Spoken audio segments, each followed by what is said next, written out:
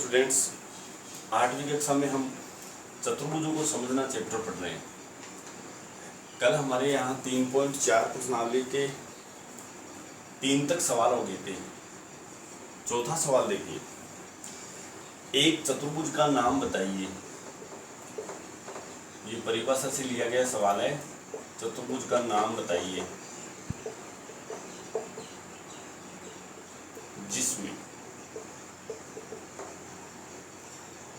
पहला, जिसमें विकर्ण दिख रहे हैं, जिसमें विकर्ण पहला एक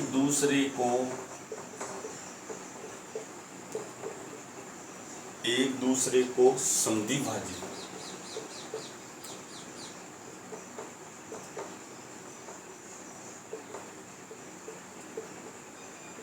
करते हैं।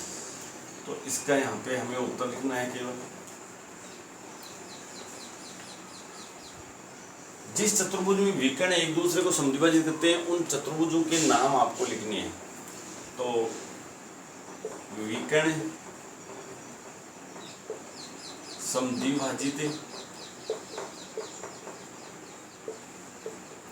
करने वाले चतुर्भुजों के नाम। सबसे पहले मैंने आपको बताया था समांतर चतुर्भुज में, समांतर चतुर्भुज में विकर्ण एक दूसरे को समद्विभाजित करते हैं। दूसरा मैंने आपको बताया था आयत।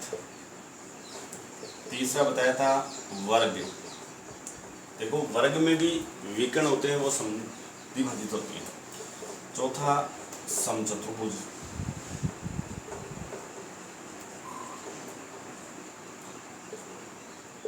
ये विशेष तौर से ध्यान रखें, आयत और वर्ग में विकर्ण बराबर भी होते हैं, साथ में समद्विभाजित भी करते हैं। जबकि वर्ग और समचतुर्भुज में विकर्ण परस्पर समकोण पर प्रतिच्छेद करती है। उसके बाद में दूसरा सवाल था, इसमें एक दूसरे पर लंब समद्विभाजित करते हैं। एक दूसरे पर लंब समद्विभाजित करते हैं। तो यहां इसका उत्तर लिखेंगे हम, विकर्ण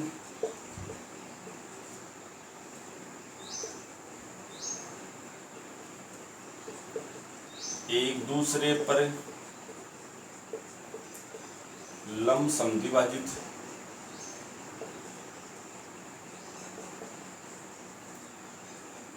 होने वाले चतुर्भुज।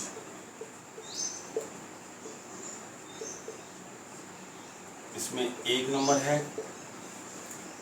लंब समद्विभाजक हो रहा है, तो वर्ग में विकर्ण बराबर भी होते हैं, साथ में ये विकर्ण परस्पर लंब समद्विभाजित होते हैं।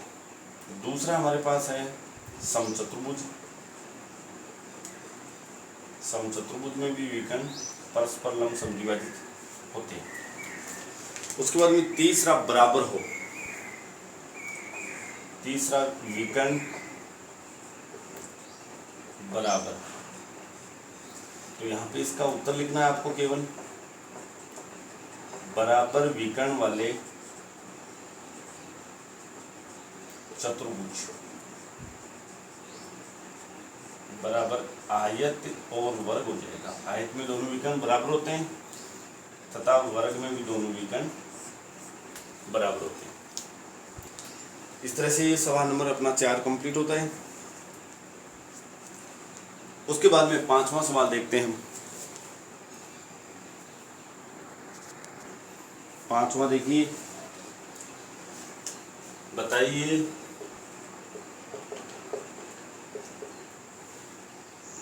एक आयत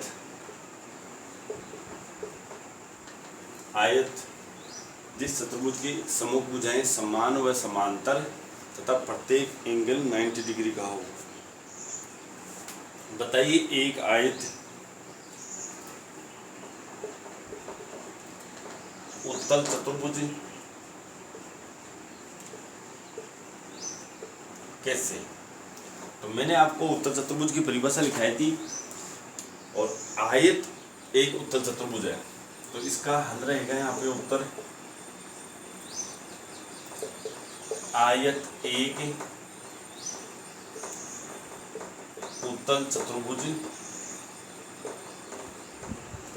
है, क्योंकि आयत का प्रत्येक कोण समकोण होता है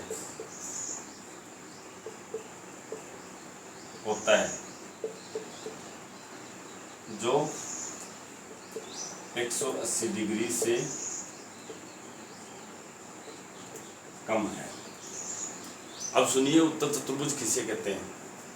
ऐसा चतुर्भुज जिसके सभी कोण 180 डिग्री से कम के हो, उसे हम उत्तल चतुर्भुज कहते हैं। साथ में इसके दोनों विकर्ण चतुर्भुज के अंतःभाग में स्थित होते हैं, दोनों विकर्ण अंतःभाग में, जबकि अवतल चतुर्भुज में एक कोण 180 डिग्री से अधिक का होता है तथा उसका एक विकर्ण चतुर्भुज के अंतःभाग में स्थित होता है और दूसरा विकर्ण चतुर्भुज के बहिर्भाग में स्थित।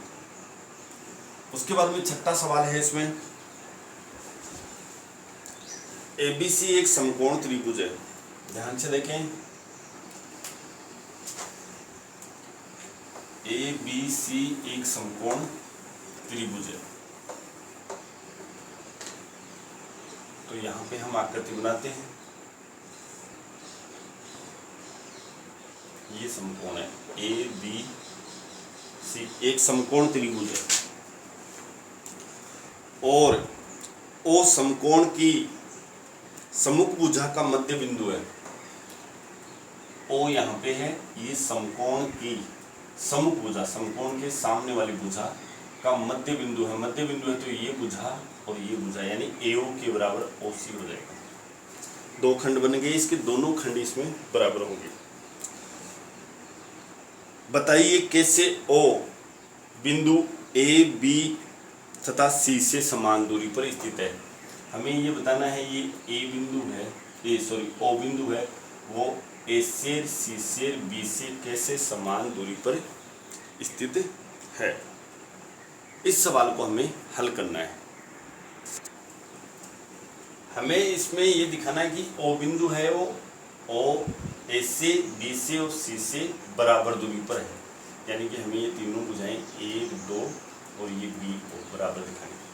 इसके लिए हमें थोड़ी सी रचना करनी पड़ेगी। इस BO को आप आगे बढ़ाएंगे इस तरह से, तो कितनी बढ़ाएंगे? जितनी BO है, और यहाँ पे बिंदु D लिखेंगे। D को आप A से मिलाएंगे और D को फिर C से मिलाएंगे। इस तरह से ये ABCD एक आयत बन जाएगा। सबसे पहले यहाँ पे लिखते हैं हल लगा के, BO को BO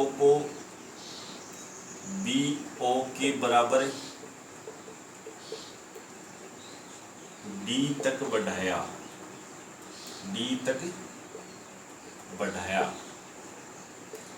तथा D को A तथा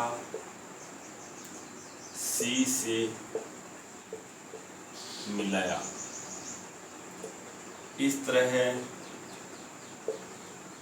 ABCD एक आयत बना। आयत बनते ही आयत के विकर्ण परस्पर समद्विभाजित होते हैं, इसलिए BO के बराबर DO तथा AO के बराबर CO। यहाँ पे लिख देना आयत के विकर्ण परस्पर समद्विभाजित होते हैं। चूंकि AC बराबर BD। AC एक विकर्ण है आयत का और BD भी आयत का विकर्ण है। इसलिए हमें निकालना है यहाँ पे, चूंकि ये लिखो पहले इसका कारण, चूंकि आयत के विकर्ण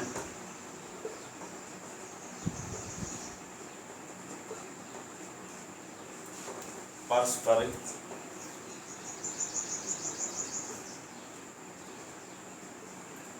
आयत के विकर्ण परस्पर समान होते हैं, हमने विकर्ण को बराबर दिखाया। उसके बाद में हमें मान चाहिए, देखो AO के बराबर हमने CO दिखा दिया है। अब हमें इसे AO या CO के बराबर BO भी चाहिए। तो यहाँ पे AC यही तो है हमारे, और BD है, तो BD का मान निकाल दें। तो AC बराबर यहाँ पे 1/2 AC कर देंगे, तो इसको भी 1/2 BD कर देंगे। और 1/2 AC का हमें 1/2 करेंगे यानी आधा करेंगे, तो या तो हमें AO प्राप्त होगा या फिर CO। तो यहाँ पे हम AO ले लेते हैं। AO बराबर 1/2 BD। अगर BD का हम आधा करेंगे तो या तो OD या फिर BO। तो हमें BO चाहिए, बराबर BO। AO के बराबर BO आ गया। यहाँ ये समीकरण 1 नंबर था और ये समीकरण 2 नंबर था। अब यहाँ ध्यान से देखिए, AO के बराबर BO है, AO के बराबर CO भी है। 2 नंबर समीकरण में हमारे पास है AO के बराबर BO है। देखिए यहाँ से इस AO के बराबर है BO, और यहाँ से देखेंगे तो AO के बराबर है CO भी है। यानी कि कहने का मतलब है, यदि ये 3 सेंटीमीटर तो ये भी 3 होगी समीकरण 2 के अनुसार, और ये 3 सेंटीमीटर तो ये भी 3 सेंटीमीटर होगी समीकरण 1 के अनुसार। इस तरह से यहाँ पे समीकरण 1 व 2 से दोनों बराबर होंगे। समीकरण 1 व 2 से AO के बराबर है BO बराबर है CO। इस तरह से लास्ट में हम कह सकते हैं, इसलिए O बिंदुओं A B C से समदूरस्थ है, समान दूरी पर स्थित है। इस तरह से हो गया। इसको उतार लीजिए। यहाँ पे ये हमारी प्रश्नावली भी कंप्लीट हो जाती है। चतुर्भुज को समझना, इसमें बहुभुज है और दोस्त आपको बहुभुज से संबंधित मैंने आपको सूत्र लिखाए थे, उनको अच्छी तरह से याद करें, उनकी परिभाषाएं याद करें। बाकी हम कल नया चैप्टर पढ़ेंगे।